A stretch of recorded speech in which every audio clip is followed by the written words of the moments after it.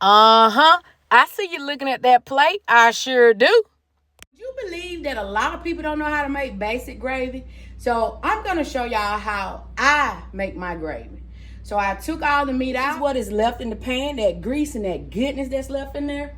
So what I'm going to do is I'm going to go ahead and put me some onions in there. You don't have to cut them up small. Matter of fact, I like my onions to be long because it looks prettier.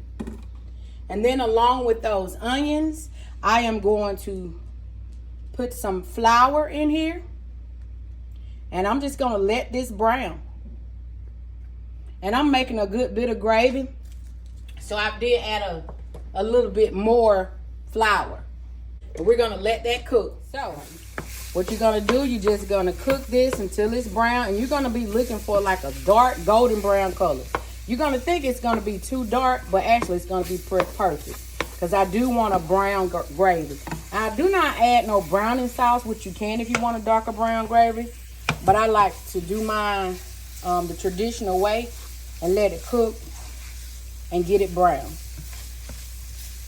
And into here, I'm going to add, I think I need a little bit more flour just by looking. I'm going to add the rest of this flour in. And I'm going to let this cook. That flour soaks up a lot of that grease, and that's okay because that's what's going to help it brown. I'm going to put some pepper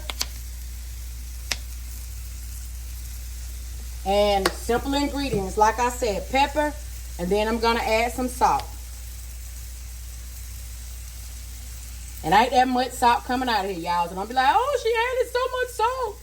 Not that much ain't coming out because I do have to put some liquid in here. So that liquid is going to take a lot of that salt out. So, and when you're cooking, it's definitely good to taste because you may have to add more seasoning. And I do like my food to be flavorful. Not salty, but definitely seasoned and flavorful.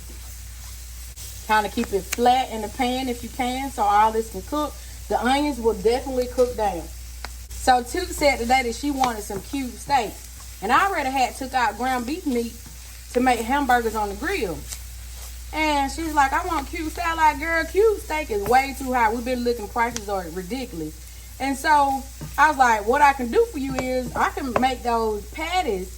I don't know why people call them hamburger steak, but I'm just say beef patties and cook those in the pan and make some gravy.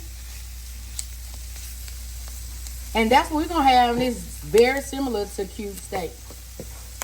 You see all the brown color? It's getting very brown.